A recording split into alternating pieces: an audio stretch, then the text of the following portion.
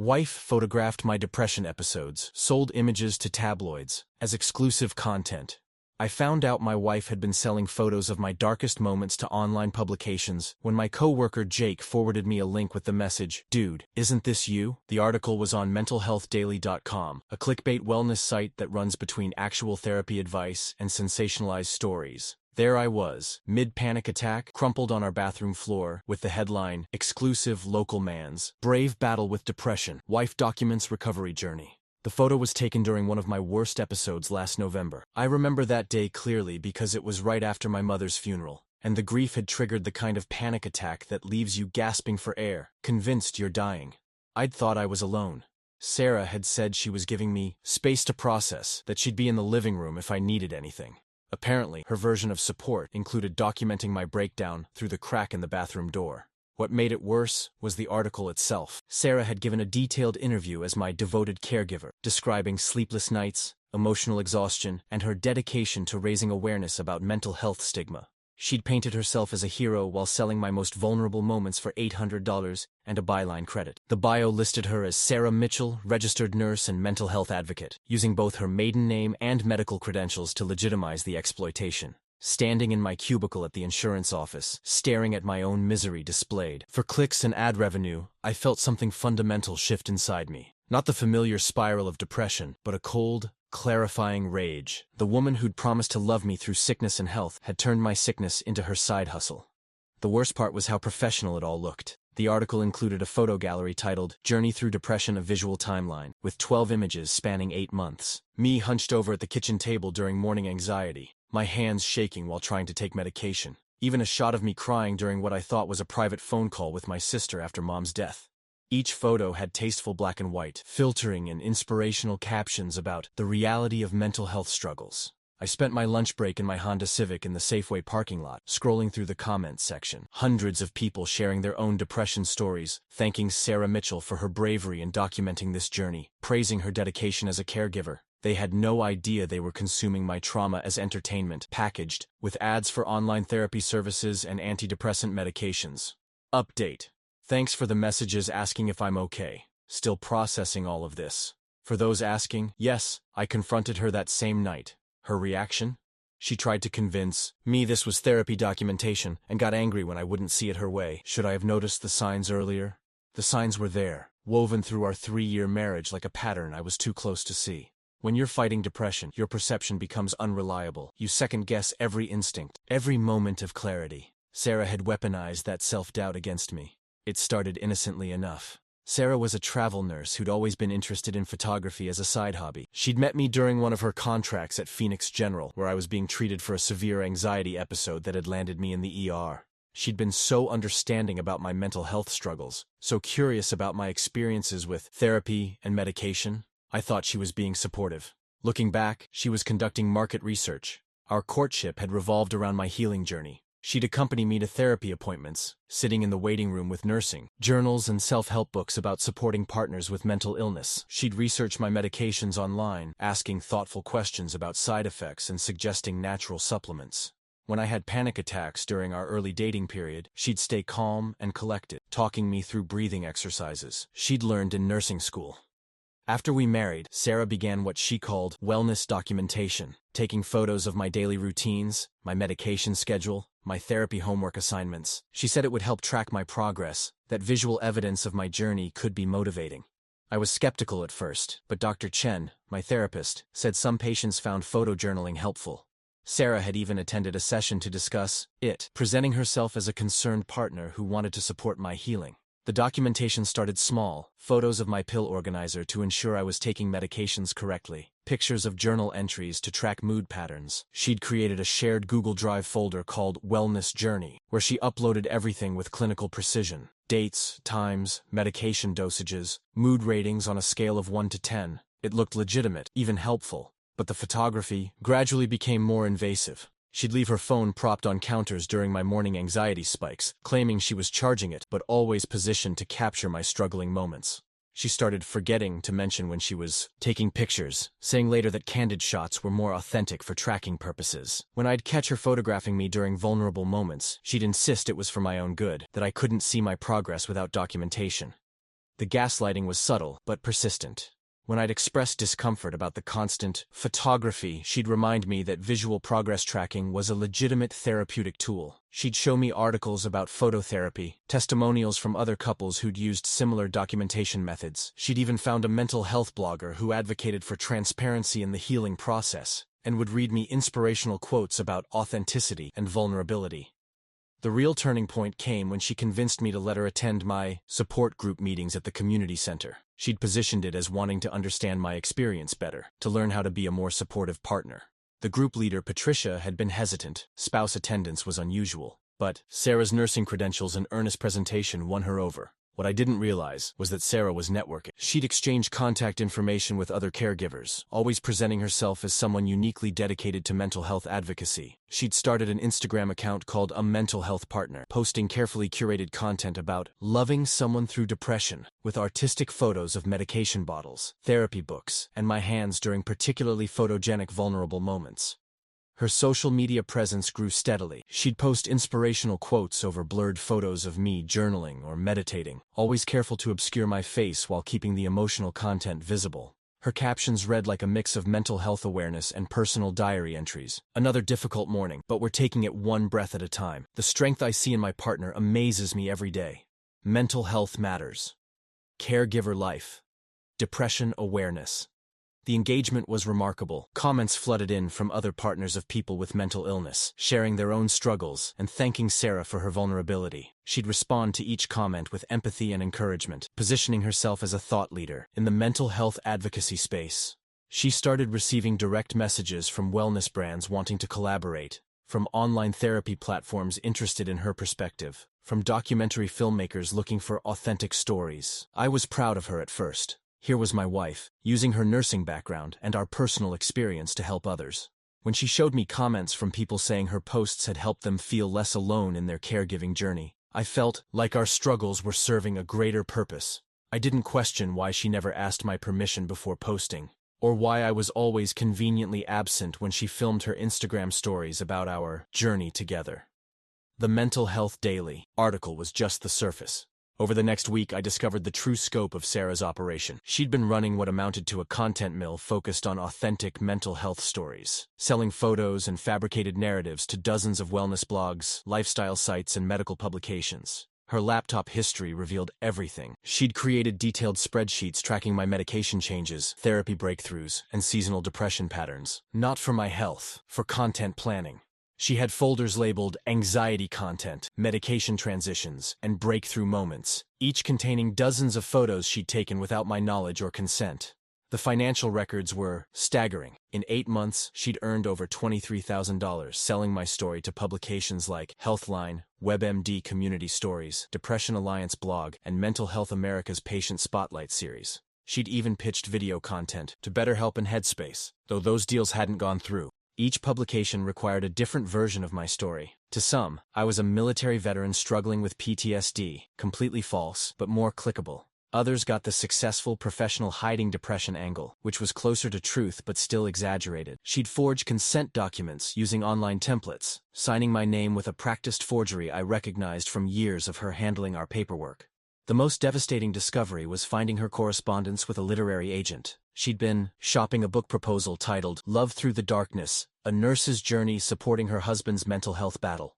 The proposal was 47 pages long, complete with chapter outlines, target demographics, and a detailed marketing plan. She'd projected first-year sales of 50,000 copies, and had already identified potential podcast appearances, speaking engagements, and media opportunities. The book outline was chilling in its calculated exploitation. Chapter 3. When Medication Stops Working, A Crisis of Faith. Chapter 7. The Suicide Conversation, My Husband's Darkest Hour. Chapter 11. Breakthrough, Finding Hope in the Depths of Despair. Each chapter included specific photos she'd taken of me, detailed descriptions of my most vulnerable moments, and her planned narrative arc showing my recovery through her unwavering support. But what truly broke me was finding her real journal, not the supportive partner persona she performed publicly, but her actual thoughts. Entry after entry revealed her growing resentment about my depression, limiting our social life, and affecting our finances. She'd calculated how much money my therapy was costing versus how much she could earn from documenting it. One entry from September read, Another $400 therapy session today. Could have been a weekend in Sedona instead. But Dr. Chen gave him new homework exercises that could make good content.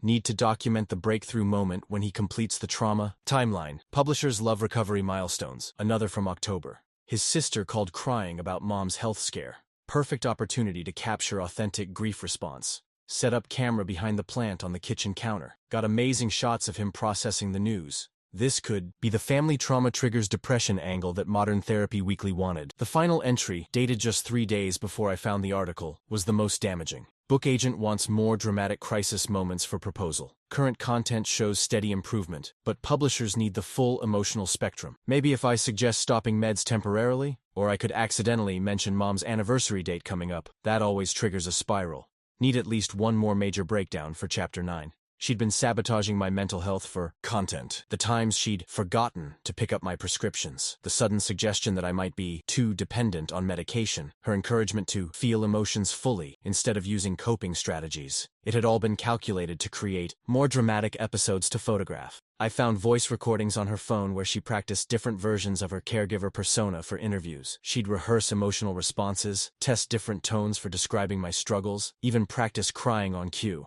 The recordings revealed her real voice, calculating, cold, completely devoid of the empathy she performed so convincingly in public. The business side was even more sophisticated than I'd imagined. She'd created an LLC called Authentic Wellness Media, and had been filing taxes on her content sales income. She'd invested in professional camera equipment, lighting setups, and editing software specifically for documenting my depression. She'd even attended a workshop on ethical storytelling and health content to learn industry best practices for monetizing personal narratives. Her browser history showed extensive research into photography rights, consent laws, and patient privacy regulations. She'd been careful to stay just inside legal boundaries while maximizing profit potential. She'd found loopholes in medical privacy laws that allowed spouses to share certain types of health information, and she'd exploited those gray areas to justify her documentation. The support group members had no idea they were potential content sources. Sarah had been taking notes during meetings, recording names and stories, building a database of mental health narratives she could reference for her articles. She'd even approached 2 other members privately, offering to help them share their stories in exchange for a percentage of any publication fees. Update. The legal consultation yesterday was eye-opening. The lawyer said what she did potentially violates medical privacy laws since she used her nursing credentials to gain credibility. Also, forging my consent for publications could be criminal fraud. Filing papers next week. For those asking if she showed any remorse when confronted, she actually accused me of ruining her advocacy work. Unbelievable, right? When Sarah came home from her shift that evening, I was sitting at our kitchen table with printouts of every email, every transaction, every forged document. Her face cycled through surprise, calculation, and then something that looked almost like relief, as if maintaining the caring wife facade had been exhausting. Her first response was denial, then deflection. She claimed the documentation was legitimate therapy support, that I'd given verbal consent for everything, that I was misunderstanding her intentions. When I showed her the forged signatures, she insisted they were administrative necessities to bypass outdated privacy laws that prevented sharing positive mental health stories. The conversation deteriorated quickly when I brought up the money. She accused me of being financially naive, of not understanding the value of the content we'd created together. She insisted she'd been building a platform that would eventually benefit both of us, that her growing influence in the mental health space could open doors for speaking engagements and consulting opportunities. Her defense became more disturbing. As it continued, she claimed she'd been destigmatizing mental health, and that my photos were helping thousands of people feel less alone in their struggles. When I pointed out that she'd been selling fabricated versions of my story, she dismissed it as creative storytelling, necessary to protect our privacy while maintaining narrative impact.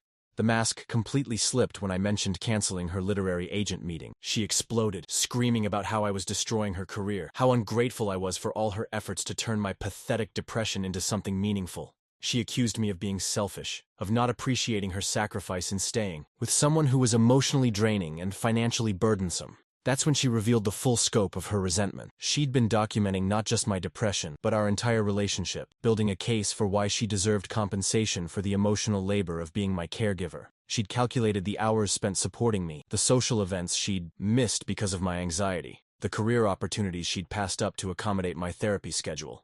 She'd even consulted a divorce attorney months earlier, not to leave me, but to understand how she could protect her intellectual property rights to my story. She'd been preparing for the possibility that I might object to her documentation, and she wanted legal precedent for continuing to profit from my mental health journey even if our marriage ended. Legal action moved faster than I'd expected. My attorney, David Restrepo, specialized in privacy violations and medical exploitation cases. He was particularly interested in Sarah's use of her nursing credentials to legitimize the fraud, which elevated it from a civil to potentially criminal matter. David's investigation revealed that Sarah had been more systematic than even I'd realized. She'd created multiple online personas to pitch the same story to different publications simultaneously. She'd established relationships with freelance editors at various wellness sites, always positioning herself as a credible source due to her medical background. She'd even ghost-written articles for other caregivers in exchange for a cut of their publication fees. The nursing board investigation was swift and decisive. Sarah had violated multiple professional ethics standards by exploiting a vulnerable individual's medical condition, using her credentials to commit fraud, and betraying the trust of the support group community. Her license was suspended immediately, with a full revocation hearing scheduled for the following month. The board's investigation uncovered additional violations. Sarah had been using her hospital access to research my medical records, taking photos of my prescription information and therapy notes to include in her pitches to publications. She'd also approached other patients' families, offering to help them monetize their loved ones' mental health stories in exchange for referral fees. The publication's responses varied dramatically. Smaller blogs immediately pulled the content and settled quickly. They didn't have legal departments to fight prolonged battles. Larger companies like WebMD initially tried to shift blame to Sarah, claiming they'd been deceived about consent, but their own editorial policies required verification they'd clearly skip. Healthline fought back initially, arguing that Sarah's nursing credentials had provided sufficient credibility for their editorial standards. Their legal team tried to claim that spousal consent was implied in mental health documentation, but they settled quickly when David threatened to expose their systematic failure to verify consent for dozens of patient stories. The literary agent dropped Sarah immediately after receiving a cease and desist letter. The agent's assistant called David directly to confirm that they'd been misled about consent and to assure him that the book proposal would not be shopped to any other publishers. They also provided copies of all communications with Sarah as evidence for our case. The support group fallout was personally devastating. Patricia felt terrible about allowing Sarah's participation, and several members felt violated knowing their stories had been potential content for her schemes. The group had to implement new privacy policies and brought in a trauma counselor to help process the collective betrayal. 2 members left the group entirely, too traumatized by the violation of trust to continue attending. Others struggled with paranoia about whether their own stories might have been documented or shared without consent. The healing space we'd all depended on had been contaminated by Sarah's exploitation. Sarah's Instagram account was reported and removed after I provided evidence of the unconsented photos. Her speaking engagement with the National Alliance on Mental Illness was canceled when they learned about the investigation. The house of cards she'd built on my depression was collapsing rapidly, but she didn't go quietly. As the legal pressure mounted, Sarah began a social media campaign portraying herself as a victim of mental health stigma. She created new accounts claiming that she was being persecuted for advocating for mental health awareness, that I was trying to silence her voice because I was ashamed of my depression. She reached out to other mental health advocates, spinning a story about how her husband was trying to destroy her career because he couldn't handle the attention their story had received. Several prominent advocates initially supported her, reposting her content about the importance of caregiver voices in mental health conversations. The narrative only shifted when David released a statement with evidence of the forged consent, documents, and financial exploitation. The mental health community quickly distanced themselves from Sarah, with several advocates posting apologies for initially supporting her without understanding the full situation. 2 years later, I'm writing this from my own apartment in Scottsdale, a place Sarah has never been and never will be. The legal settlement totaled $347,000 across multiple defendants. Not just Sarah, but the publications that had failed their due diligence in purchasing obviously unconsented content. The money was meaningful, but the real victory was establishing legal precedent. David told me our case has been cited in 6 subsequent privacy lawsuits involving medical exploitation, helping create stronger protections for people with mental health conditions. The nursing board's decision to revoke Sarah's license permanently has become a template for similar professional misconduct cases.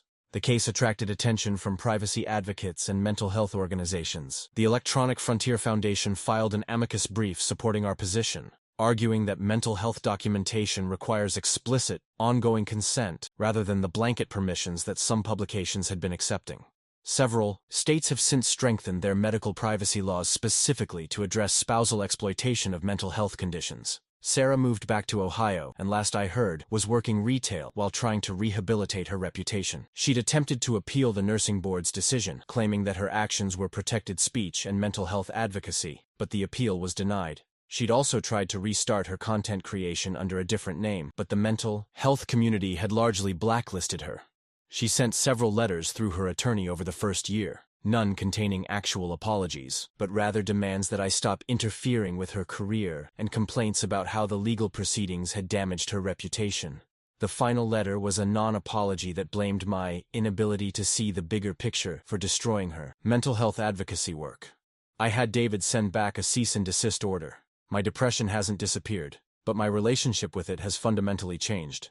I'm working with a new therapist, Dr. Angela Foster, who specializes in trauma from intimate betrayal. The violation of having my most vulnerable moments commodified required its own healing process, separate from treating the underlying depression. Dr. Foster helped me understand that what Sarah had done was a form of medical abuse, using my mental health condition to control and exploit me. The therapy has focused not just on processing the betrayal, but on rebuilding my ability to trust my own perceptions and instincts. Sarah's gaslighting had convinced me to doubt my discomfort with her documentation, and unlearning that conditioning took months of work. I've started dating again, very carefully. Early conversations now include discussions about privacy, consent, and boundaries that I never imagined needing. I'm upfront about my mental health challenges, but I'm also clear about my need for privacy and respect. It's changed how I approach vulnerability. I'm more protective, but not closed off. The support group, after processing our collective trauma, became stronger and more intentional about protecting members' privacy.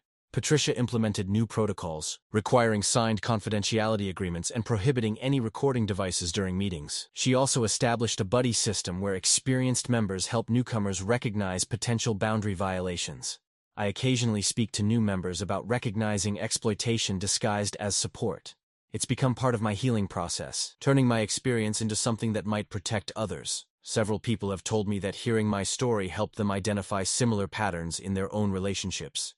The financial settlement has allowed me to be more selective about work, focusing on projects that align with my values rather than just paying bills. I've been able to afford better mental health care, including weekly therapy sessions and medication that wasn't covered by my old insurance plan. The money has also enabled me to support mental health organizations that focus on patient privacy and ethical advocacy. I've maintained some connection to mental health advocacy, but on my own terms. I've written anonymously for several publications about the importance of consent in sharing mental health stories, and I've consulted with organizations developing ethical guidelines for mental health content creation. The experience has taught me to value genuine intimacy over performed vulnerability. The right person will understand that my mental health is not content to be consumed, but a real part of my life that deserves respect and privacy. I've learned to recognize the difference between someone who wants to support my healing and someone who wants to benefit from my struggles. Update. For everyone asking about dating after this, yes, it's complicated but possible. I'm learning to trust my instincts again. The right person understands why I need privacy protections and doesn't see my mental health as content to monetize. To those in similar situations, you deserve love without hidden cameras. Has anyone else discovered they were being exploited by someone they trusted completely?